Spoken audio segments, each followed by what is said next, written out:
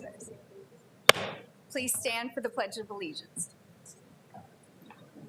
I pledge allegiance to the flag of the United States of America and to the republic for which it stands, one nation, under God, indivisible, with liberty and justice for all. Good afternoon, and thank you for all being here. It's exciting to see all these students and families here to recognize the National Merit finalists from the school district. We'll have a little presentation on there later in the meeting. We'll first move on to approval of the minutes of the meetings held May 9th and May 11th. Do I have a motion to approve? So moved. Second. I have a motion and second. All those in favor signify by saying aye.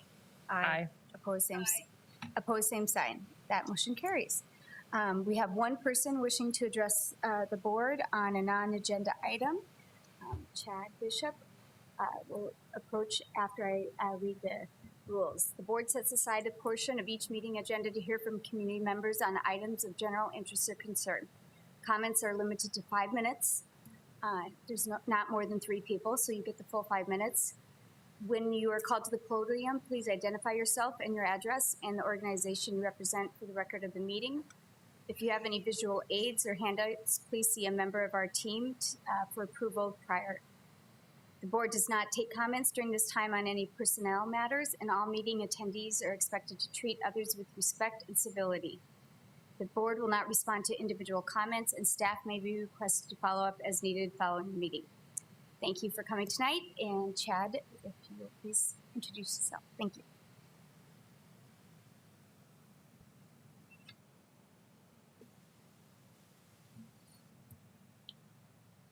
Is your time alert ready? Yeah, just not very loud. Okay, she's got it. We're good. Okay. Thank you. Okay. Do I select the making sure. input?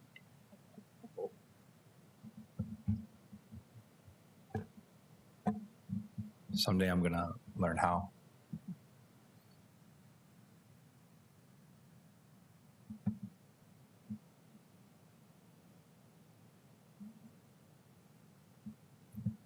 That's all right, I can start.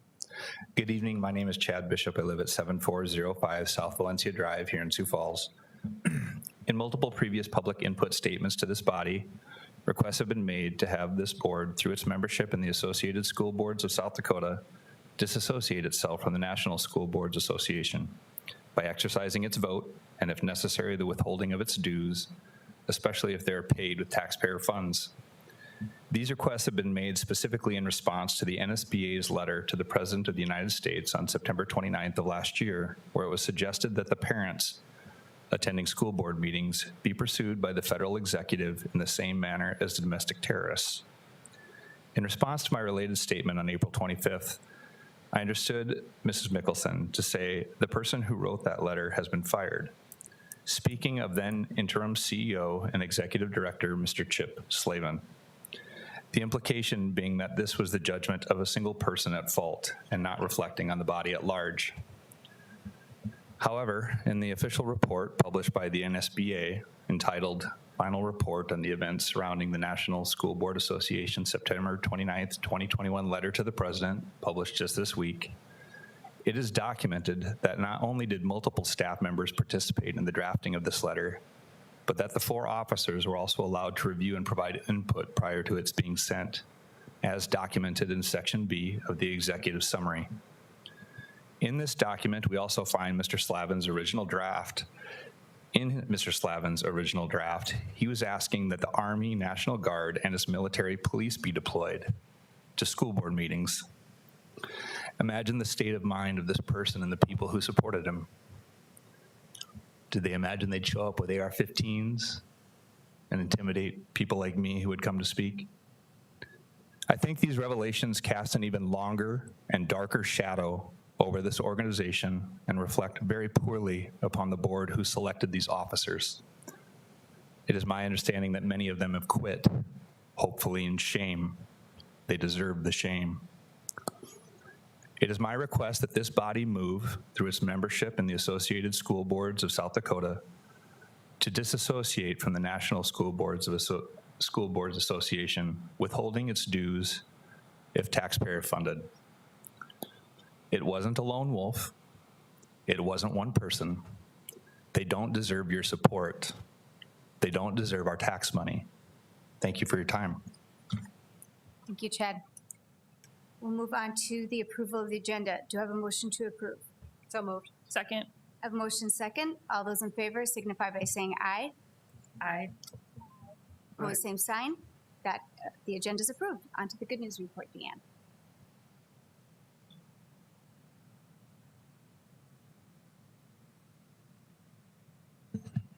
Good evening. We actually have a two-part good news report tonight. We'll start with the reason for our full room this evening. We're pleased to have some of the top students in the Sioux Falls School District among us tonight. The National Merit Scholarship Corporation was established in 1955, and every year since then, the National Merit Scholarship Corporation considers 1.5 million of its most academically talented students across the nation, and then they select the National Merit Finalists. That selection denotes each student's potential for academic greatness. We're very proud to have 16 recipients. A couple of them aren't here, but we have 16 recipients in the Sioux Falls School District named as finalists this year. Just before tonight's meeting, we held a reception in their honor just to talk with them and find out a little bit about their futures, and also thank their parents for all of the work and effort they put into keeping their child on a great path and bringing them to the Sioux Falls Public Schools. So I will announce each of our students, and I would like them to stand as their name is called, and then remain standing, if you will. From Lincoln High School, Alana Beatty, Jaden Bartlett, Lila Batchelor, Daniel Bethke, Ryan Brost, Elizabeth Crawford, Leah Derringe, Chloe Howman, Clayton Stucca, Alexis Ung. We have 10 students from Lincoln High School, so congratulate those wonderful students.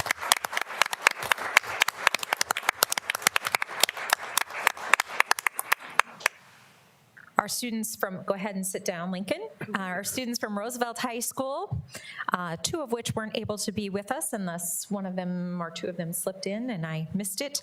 Cody Hora, Zachary Gerard, Colin Glover, and Dante Fung from Roosevelt High School.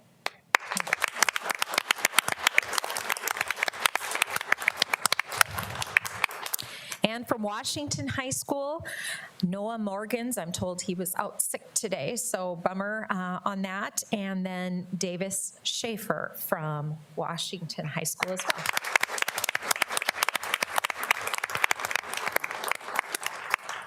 We want to congratulate each of these students and their families, and we say thank you from the Sioux Falls Public Schools for representing your school district so positively.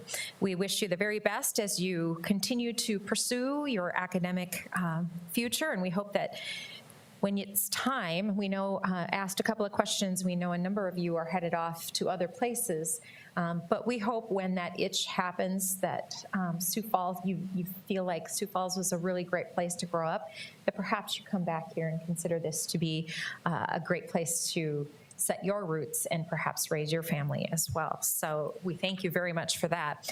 Further, we have another acknowledgement with this wonderful group of students. Davis, do you want to stand? Davis Schaefer.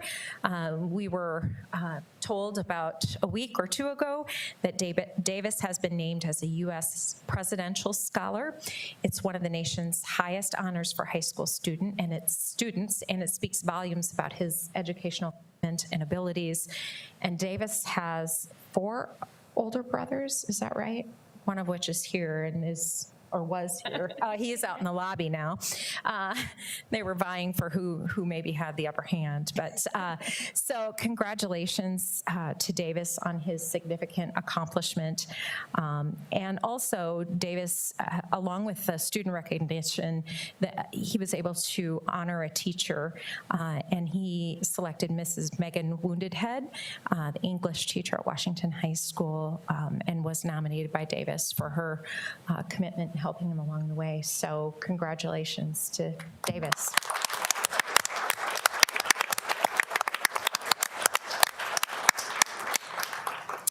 And I want to draw your attention real quickly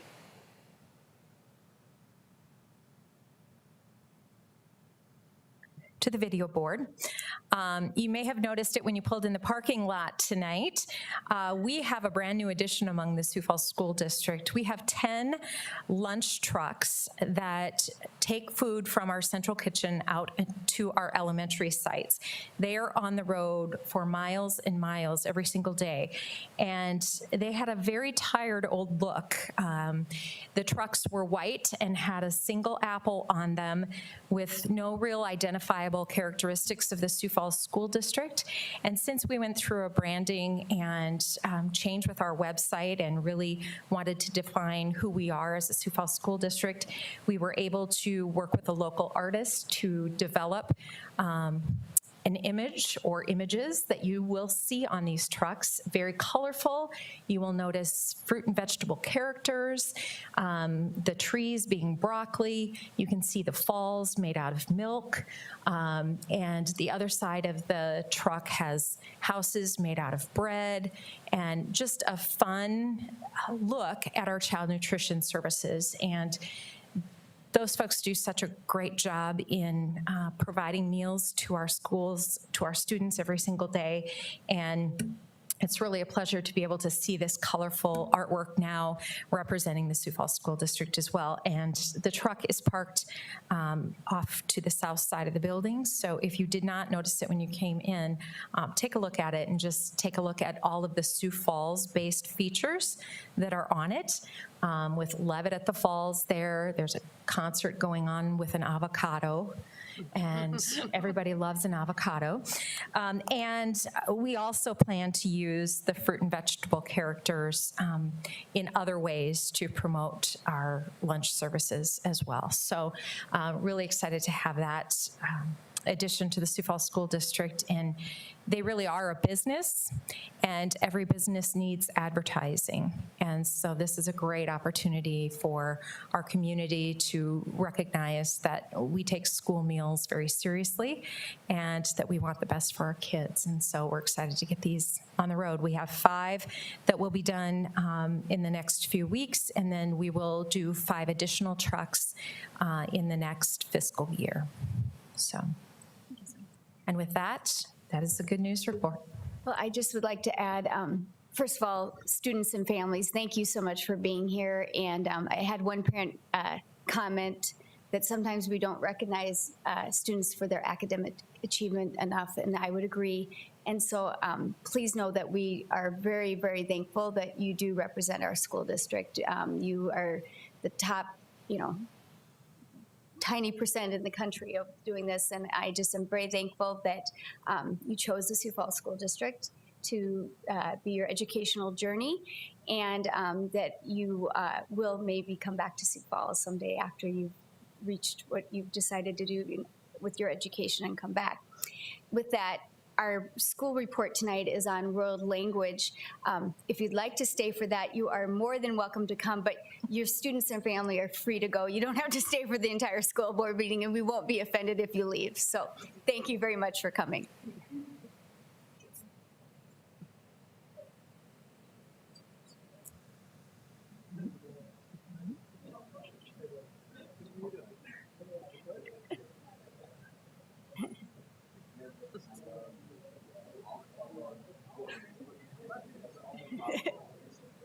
And that leaves us with nobody. Exactly. And we had a few, at least one Spanish immersion. I know. Exactly. I thought Charlotte was here. Okay, we'll move on. There were no new conflicts of interest presented this evening, so we'll move on to approval of the consent agenda, items 9A through H. Do I have a motion to approve? So moved. Second. I have a motion and second. All those in favor signify by saying aye. Aye. Opposed, same sign. That is approved. On to the supplemental consent agenda, items 10A, claims to Sanford Health. Do I have, or 10A and B, I'm sorry. Do I have a motion to approve? So moved. Second. I have a motion and a second. All those in favor signify by saying aye. Aye. Opposed, same sign. That passes with one abstention from Board Member Ryder. On to the reports of the superintendent, the World Language Immersion update. Dr. Zeke.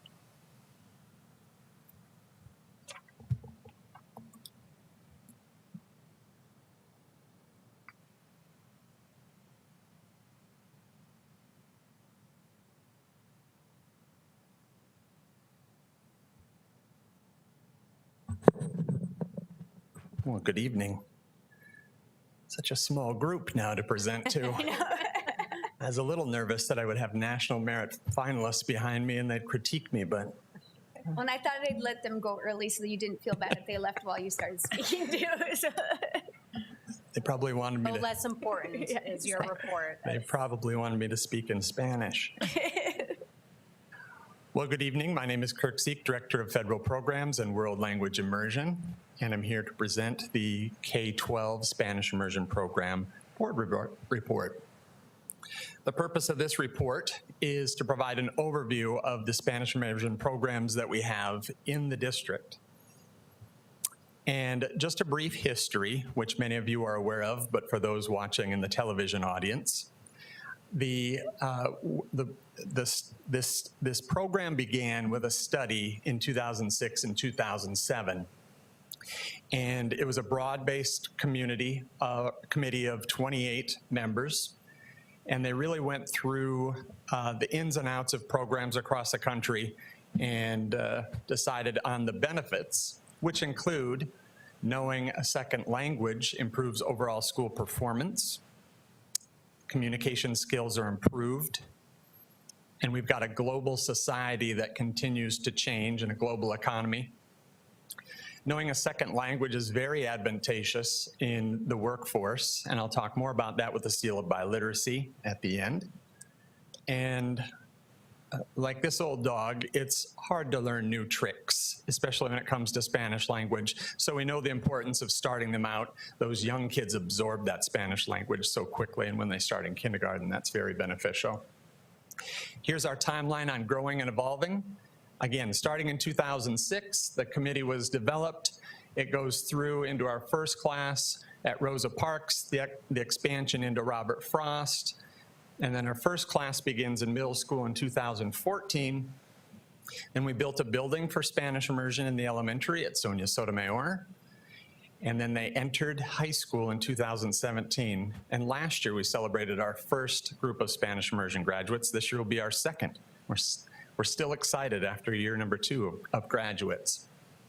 And in 2019, we started up a new program in the Spanish immersion, the two-way immersion at Rosa Parks and Hayward. And then we also had our heritage speakers. So in 2019, we had over 1,100 Spanish-speaking students in the Spanish immersion program.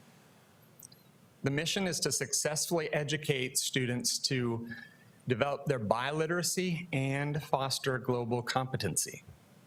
We have 3 pillars, and the 3 pillars are bilingualism and biliteracy. Bilingualism is the act of speaking fluently 2 languages, whereas biliteracy is speaking and reading and writing. We also still have those high academic standards and achievement. And then social cultural competence is knowing that Spanish language in the different regions and country across the world. As you might imagine, Spanish is much different culturally in Spain than it would be in Mexico or South America. There are 3 pillars with our programs: the full Spanish immersion, where we take kids who speak English as their first language and then just immerse them in Spanish 100% of the day. We have our 2-way immersion classrooms, where we take half the class that speaks English as a first language and half the class that speaks Spanish as a first language, and then we teach them. And half of their day is in English and half of their day is in Spanish. And that's at Hayward and Rosa Parks elementary schools. And then we continue on with that model of a portion of your day in English and a portion of your day in Spanish in the middle and high schools. Here are the course offerings in middle school, in Spanish language arts, Spanish science, Spanish social studies. And in high school, we have half credit and full credit, meaning 1 semester or 2 semesters. And you can see the variety of courses that we offer at Lincoln High School. Our instructional staff of teachers, coaches, and interns come from all over the world, from Argentina and Colombia, Spain, Venezuela, and right here in the United States. It gives a good amount of culture to our program. There's a smiling picture of our interns. They really, really love kids, and as a bonus, they know Spanish. Smiles welcomed.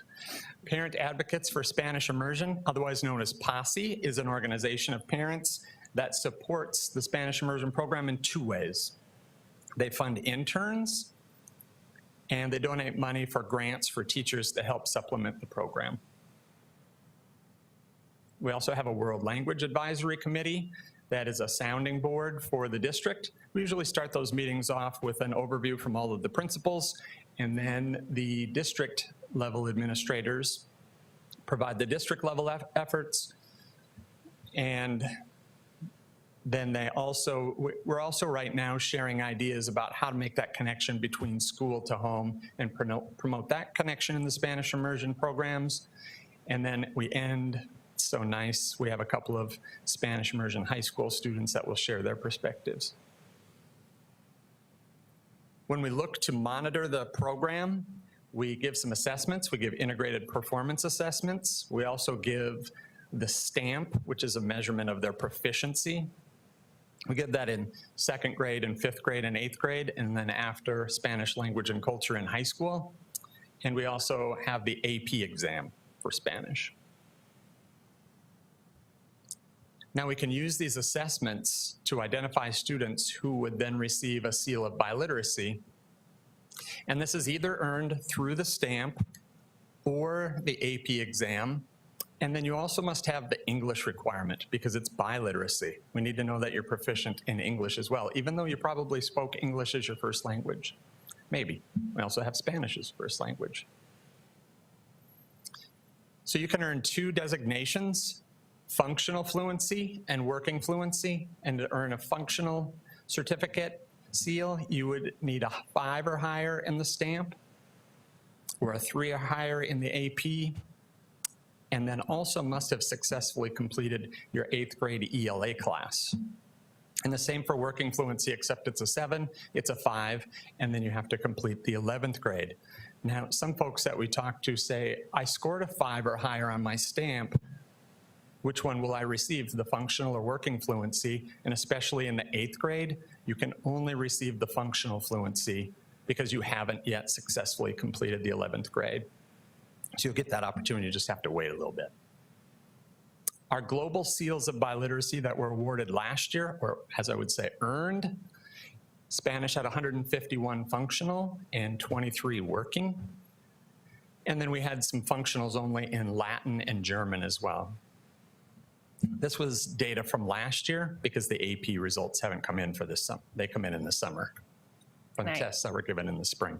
I just want to point out, if you want to go back a slide, so that 151 functional, that's probably mostly all of your 8th graders that took it, because the 23, there were only how many seniors that were in Spanish immersion last year. So probably a majority of those seniors received the higher.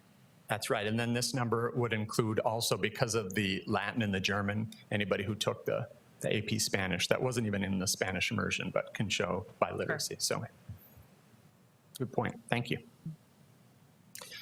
Now we're coming to the end of the presentation where we're on the outlook of what's to come. Well, in the fall of 2025, we have these 2-way immersion elementary students who will be entering middle school. And at Rosa Parks and at Hayward, we have about 100 of them that could have the opportunity to hit middle school then. And in 2027, that means that we'd have a potential of 600 Spanish immersion middle school students. And I'll show you a graph here in just a moment. In 2028, then they're going to wave into and roll into high school. And conversations have begun to develop a plan about what about these increased numbers of Spanish immersion students that will be enrolled in middle school in the fall of '25. And this is what this looks like. I included 2023-24. That is when the two-way immersion students will be in 4th grade. They'll move into 5th grade in 2024. And then you can see the bump up in blue, the 6th graders, goes from 126 to 209, that's projected. And then you can see the red in 2006 and the yellow go up in 2027. The green indicates the total number of middle schoolers, going from about 400 in 2023 all the way up to 629 in 2027. So we want to be prepared for that when that day comes, that celebration. Now, before we end, and I entertain any questions, we do have a special guest and then followed up by a video. Our special guest would like to say a few things in Spanish about the program. Her name is Kaylee McKay, and she attends Sonia Sotomayor. Hola, yo soy Kaylee McKay y soy de tercer grado. Mi clase es muy bueno a hablar en español porque tenemos muchísimas buenas maestros y maestras y pienso que ellos deben recibir más cosas para tener más felicidad en la escuela porque ellos hacen tan buenas a hacer su trabajo. También yo soy muy feliz a tener una escuela que habla en español y puedo hablar en inglés también. Y a mí me gusta eso muchísimo porque eso es una buena oportunidad para tener una conversación en español. Y también voy a Colombia ese año en el verano y soy muy feliz porque quiero hablar más español a muchas más personas que hablan español. I can't reply to you in Spanish, but did you say you're going to Colombia this summer? Ujú. And who are you visiting there? Are you just going for fun? Voy allí porque yo nací allí. Eso dice que yo quiero ir ahí otra vez. Sí. Muy bien. Thank you. I was born there, so my first language was Spanish. So I'm going there for fun, but I think my mom and dad are going there just to see a few friends from there again. Sure. That's awesome. Good job. Muy bien. you.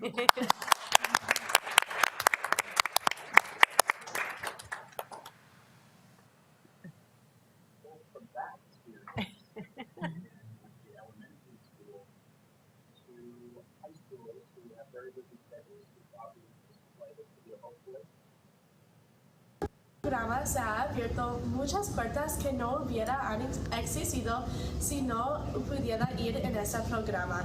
Muchas gracias, maestras. Muchas gracias, maestras, para todo lo que ustedes hicieron para mí. He tenido muchas oportunidades, no solo en la escuela, pero el trabajo también. Y mi confianza en mi lenguaje ha crecido muchísimo. Muchas gracias otra vez. A very impressive program for very impressive students. I ask the board to acknowledge the World Language Immersion Report, and I stand by for questions. I think we need subtitles next time. You know. Well, it's such a wonderful program, and during Boundaries, you brought up how the middle school and high school, the numbers will increase with the two-way immersion edition, and what are we going to do with that? So obviously that is being studied. We knew that as an issue when we were doing the new boundaries for the middle and the high school, looking at Edison and Lincoln as the original feeder schools for that. So that's something we still have on our plates to examine and look at, and where that programming will end up in maybe multiple sites to allow the expansion and for it to be closer to some students' homes as well. We are in the business of attracting students and families to our district. So this is just one of the many things that we want to offer to our families, you know, whether it's AP classes, whether it's activities or sports and so forth. So this is just another thing and the thing to attract people to our district. So thank you for keeping it moving forward and hopefully being successful as it has been. I'm sure our parents have some. Yeah, I was just gonna, I think one of the things that I have appreciated is the things that have changed over time and how we've really grown. And I know we had kind of an outside look come in back in 2017, 2018. And at that time, we were only through 8th grade. And so I would love to see us do something where we could have some sort of consultant or somebody come back and really look at the things that we're doing in high school too, just to make sure that we are keeping the integrity of the program. And are there other classes that we could offer? I know it's always a balance between offering core classes versus offering electives, because there's so many choices for students to make already, that we want to have classes that are engaging, but not take them away from like their fine arts or other interests that they have. And so I would love to have somebody come and just give us some feedback and some recognition for what we are doing, but then also offer suggestions for maybe things. I know with COVID, it was hard for us to look at other schools and get out and do things like that because you couldn't do things in person. And so just taking that opportunity to get feedback on that as well. I can tell you that I have a senior Spanish immersion student this year, and she wants to be a teacher. And so she spent time, a lot of time at Sonia, and she did the teacher pathway, but she also did peer mentoring. And so I would love to find a way to kind of mesh those two together even more, because I know our teachers appreciate it. My daughter had an amazing experience every day that she was there. Today was her last day. She was very sad. But I think as we look at building teachers and how can we build our capacity for teachers in general, how can we build our capacity for immersion teachers who maybe went through our program and now want to come back and give back. So I think there's so many opportunities that we could really utilize. I love that we've started to go to Hayward and help with open houses when we have Spanish-speaking families. There's just so many things that it's exciting to see how it's grown in the last 14 years since the beginning, and how much it can continue to grow and really impact not just the students, but the greater community as well. So, Thank you. Any other questions or comments? Seeing none, do I have a motion to acknowledge the World Language Immersion Update? So moved. Second. I have a motion and a second. All those in favor signify by saying aye. Aye. Opposed, same sign. That is acknowledged. Thank you you. much, Dr. Seat. Graduation is this Sunday for all 4 schools. Last day of school is May 25th. And I believe the locations for summer meals and open libraries is on our website for the public as well. So anything else for the good of the public? Seeing none, do I have a motion for adjournment? So moved. Second. I have a motion and second. All those in favor of adjournment signify by saying aye. Aye. Opposed, same sign. We are adjourned. Thank you.